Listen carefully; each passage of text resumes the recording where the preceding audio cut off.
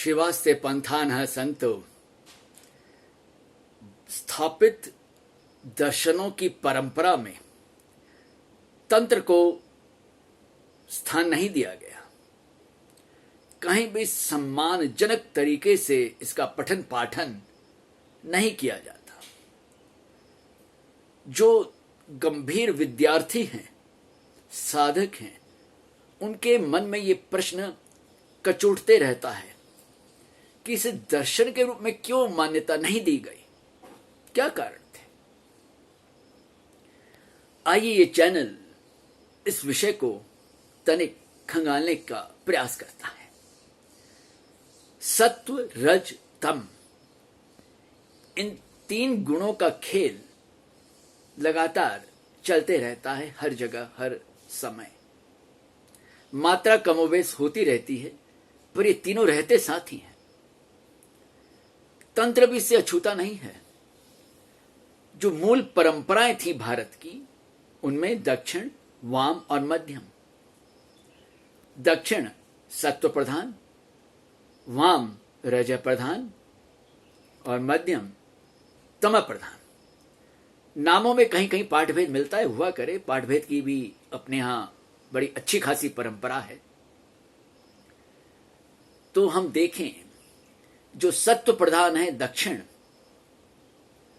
वह सात्विकता से परिपूर्ण थी, और जो रज और तम उसमें थे, वो सत्व के प्रधान के होने कारण उस पर आश्रित थे। और स्थापित जो देवी देवता हैं वांग्मय के, वैदिक वांग्मय के, उनकी आराधना तीनों पद्धतियों से होती है। तीनों हैं उसमें। पर देखना यह है कि दक्षिण धीरे धीरे अवहेलित होता चला गया समाज से, और वाम हावी होता चला गया। रही सही कसर पूरी हुई जब भारत में शाक्त संप्रदाय प्रधान राज परिवारों का आधिपत्य हुआ। उनमें से अधिकांश वाम और मध्यम के उपासक थे, कि अपने भोग विलास के लिए उनको वाम अधिक प्रिय था। देखिए, वाम को जब रजोगुण प्रधान कहा जाता है तो किस लिए? क्योंकि वो बहिर्मुख होता है। बहिर्मुखता उसमें अधिक मात्रा में रहती है। और अपने यहां अगर सृष्टि प्रबंधन किसी ने अध्ययन ठीक से किया है तो वे जानता है कि बहिर्मुखी समाज को ही असुर कहा जाता है। किसी रंग रूप के चलते या बेडोलेपन के चलते कोई असुर नहीं बनता है। बाद के कथाकारों ने और मध्ययुगीन संप्रदायों ने उनको कैसे चित्रित किया, वो एक अलग बात है। माने न माने यह अलग बात है, पर पता तो होना चाहिए कि क्या कारण है और क्या चीज थी और क्या चीज है और क्या चीज करवाई जा रही है जानबूझकर। अब हम देखते हैं कि जब वामाचार का बोलबाला हुआ, उसकी शाखा प्रशाखाएं फैलती चली गईं, तो उसमें क्या था? सारे निंदित कर्म धर्म की आड़ में पोषित होने लगे। समाज त्रस्त हो गया। पशु बलि से लेकर नर बलि से लेकर और तमाम तरह के दैहिक शोषण शुरू हो गए। भोग विलासी राजाओं को वह प्रिय था, और उनके दरबार में वैसे ही तथाकथित विद्वान थे। और ऐसी संस्थाएं और ऐसे संप्रदाय तो हर युग में थे, हैं, रहेंगे। कोई बड़ी बात नहीं है। तो फिर जो तंत्र का ये दक्षिण भाग था, कम से कम उसको तो ठीक से स्थापित होने दिया जाता, उसको भी नहीं होने दिया गया।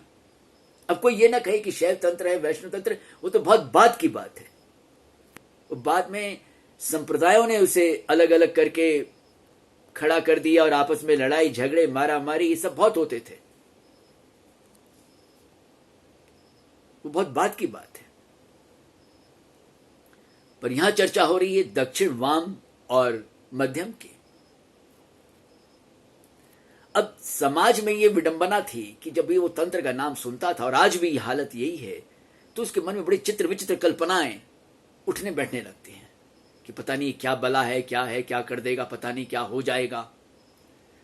जबकि तंत्र शब्द का अगर हम अर्थ देखें तो क्या है? जैसे तंतु से कपड़े तक की जो एक शैली है, तकनीक है, वो बनती है, ठीक। वैसे ही तंत्र क्या करता है? देह भाव, देहासक्ति को अलग करता है, नित्य अनित्य वस्तु विवेक को ठीक से करवा देता है। चूंकि उसके अवलंबन के बिना ये काम बहुधा नहीं हो पाता, तो इसलिए स्थापित देवी देवताओं की सहायता ली जाती है कि मन को एक अवलंबन चाहिए। सात्विक अवलंबन मिल जाता है उसे, सात्विक रूप से वो करता है, आगे बढ़ता है। वो सृष्टि के रहस्यों से अनजान नहीं रहता। अब ये मत कहिएगा कि वेदांत इसका विरोधी है, नहीं। वेदांत के प्राचीन आचार्यों ने दक्षिण तंत्र की साधना की है, इसके प्रमाण मिलते हैं सांकेतिक रूप से उनके साहित्य में भी। खैर वो तो अलग विषय है। यहां पर हम ये देखते हैं कि जो परंपराएं पैदा हुई किसी न किसी रूप में, तो उनके सामने एक बहुत बड़ा प्रश्न था कि दक्षिण तंत्र को छुपा लिया जाए समाज से, क्योंकि सही में अगर समाज में ये फैल गया तो सभी समझदार बनने लग जाएंगे। तो फिर हमें कौन मानेगा, हमारी पूजा कौन करेगा, हमारा आश्रम कैसे बनेगा, हमारी दृष्टि को दर्शन कौन कहेगा? हमें अपने आप को स्थापित करना है। तो जो विरोधी दृष्टि वाले थे वे भी एक मत हो गए इस बात को लेकर कि बात सही है भाई, जो दोनों मिलके अपने लूट खसोट का धंधा चलाते हैं। तो उसके लिए अनिवार्य है कि दक्षिण तंत्र को दरकिनार कर दिया जाए। अब कोई ये कहे कि भाई तक्षशिला है, नालंदा है और जो अनेक विश्वविद्यालय स्तर की संस्थाएं थी उनको तहस नहस कर दिया गया, इसलिए वह तंत्र भारत से चला गया और फिर आगे में जाके वो वज्रायन बन जाता है, वो सब अलग बातें हैं। सारे आक्रमण तो मुगल काल में हुए थे, और पहले क्या था हाल? क्यों नहीं दक्षिण तंत्र का ठीक से प्रचार प्रसार हुआ? कि जानी बात है, उसका प्रचार नहीं होने दिया गया। ये वही हाल है कि जैसे हम क्या पढ़ाते हैं कि चार्वक गलत था, वेद निंदक था, जैसे वेद कोई पुस्तक का नाम है। वाह नादानी, तेरा जवाब नहीं। तंत्र के साथ भी कमोबेश यही हाल था। नर बलि, पशु बलि, दैहिक शोषण को अधिक प्रचारित कर दिया गया। ये जानिएगा जो असली तांत्रिक होते हैं दक्षिण वाले, मतलब दक्षिण परंपरा से, वो तो अपने आप को छिपा कर रखते हैं। वे जाहिर ही नहीं होने देते कि उन्हें तंत्र आता है या उसके जानकार हैं। होने को तो महात्मा बुद्ध भी जानकार थे, तो उन्होंने कभी ऐसे खुलकर नहीं कहा ना ना ना, कि बिना उसके तो साधना पथ पे आदमी आगे बढ़ ही नहीं सकता, उसका सहयोग तो लेना ही पड़ेगा। हाँ, यह है कि वो अपनी साधना में कितना अपने आप पर नियंत्रण कर सकता है, संतुलित रख सकता है, संयमित रख सकता है। ये अगर कर ले तो दक्षिण परंपरा का उत्तम अधिकारी है। हाँ, अब आप लोग अगर इस आभासीय दुनिया, इंटरनेट के जो विभिन्न माध्यम हैं, उनमें अगर खंगालेंगे इन सब अर्थों को, तो ऐसी जानकारी कमोबेश नहीं मिल पाएगी ठीक से। क्योंकि कई बार होता यह कि जो प्रायोजित और आयोजित जानकारियां होती हैं वो अपने हिसाब से दी जाती हैं। जैसे चार्वक के बारे में दे दी गई, कह दिया गया कि चार्वक जैन बौद्ध सब नास्तिक हैं। खैर, चार्वक दर्शन पे तो अलग से चर्चा हो चुकी है, प्लेलिस्ट है, जिसकी रुचि हो वो जान सकता है, उस पर तो पुस्तकें भी है। यहां पर मूलतः वही प्रश्न लिया गया है कि तंत्र को दर्शन के रूप में मान्यता जो मिलनी चाहिए थी वो नहीं दी गई। उसका खामियाजा, उसका नुकसान भुगतना पड़ रहा है समाज को। जो तथाकथित स्वघोषित तांत्रिक हैं वे धर्म का दोहन कर रहे हैं, धर्म की आड़ में पापाचार, अनाचार, दुराचार, कदाचार फैलते जा रहा है। आए दिन खबरें आती हैं, फिर भी समाज नहीं जगता। वो सोचता है कि वो वहां वाला गलत था, हमारे यहां का तो सही होगा। हमारे यहां का ऐसा है, कहीं यहाँ पे दूर चले जाते हैं, कहीं उसको पूछते हैं। हमें भी लोग पूछते हैं कि आप तो पहाड़ों में रहते हैं, कोई ऐसा कोई मिला कि हाँ भी सब हाथ जोड़े खड़े रहते हैं कि आप लोग आओगे तो आप लोग के दर्शन करेंगे? ऐसा कोई नहीं होता। और जो होते वे जानी बातें, वो फिर 2 दिन बाद में आपका क्या हाल करेंगे, आप लोग जानकर भी देख कर भी नहीं समझ पाते। उसके साथ हुआ, मेरे साथ नहीं हुआ, ये भावना रहती है। तो जब ऐसे वातावरण में, तो जानी बातें तंत्र के मूल सिद्धांत और उसको दर्शन के रूप में पढ़ाना तो हो ही नहीं पाएगा। अक्षय चैतन्य ने ये प्रश्न कई जगह उठाया था, संतोषजनक उत्तर किसी ने नहीं दिया। कहा गया कि चलिए हम लोग सबको मिलकर एक समिति बनाते हैं और एक चेष्टा करते हैं एक कुछ करने का, उसमें भी रुचि नहीं है।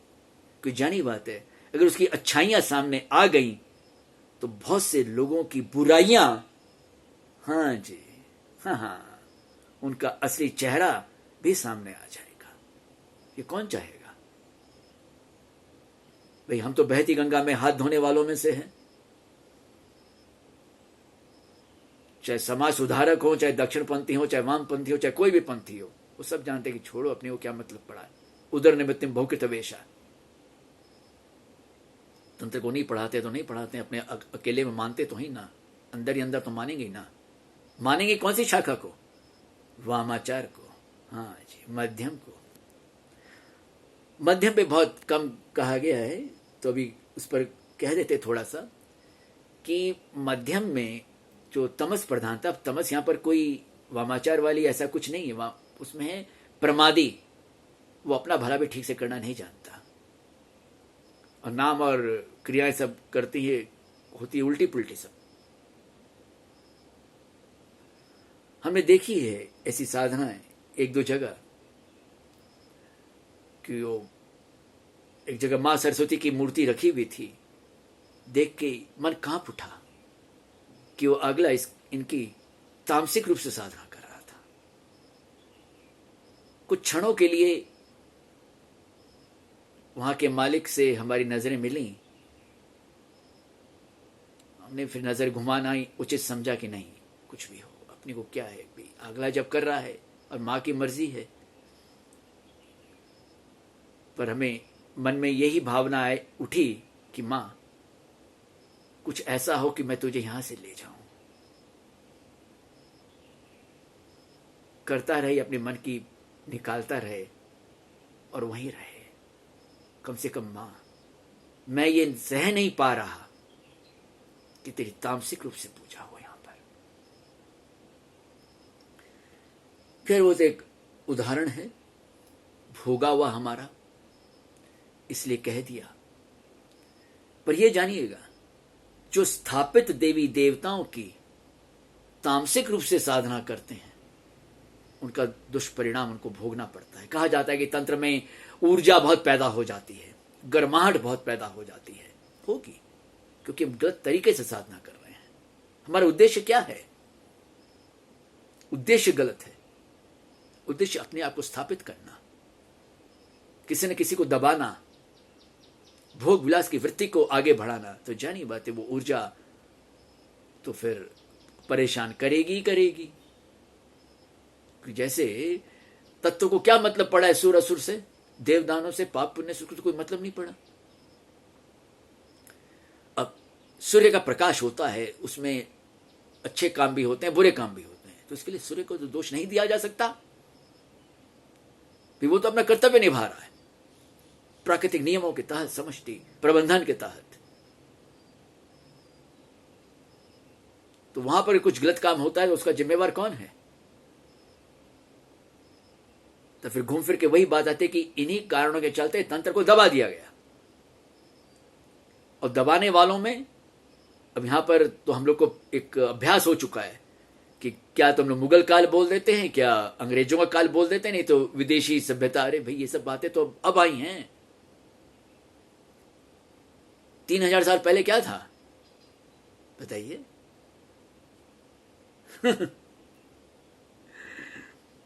वहां तक सोचना बहुत मुश्किल है। स्थितियां अभी भी वो की वही हैं। हम चाहते क्या हैं? तंत्र की आड़ में करना क्या चाहते हैं? इसीलिए स्थापित गुरुकुलों में स्वस्थ चर्चाएं नहीं करने दी जाती, बिल्कुल नहीं। ओम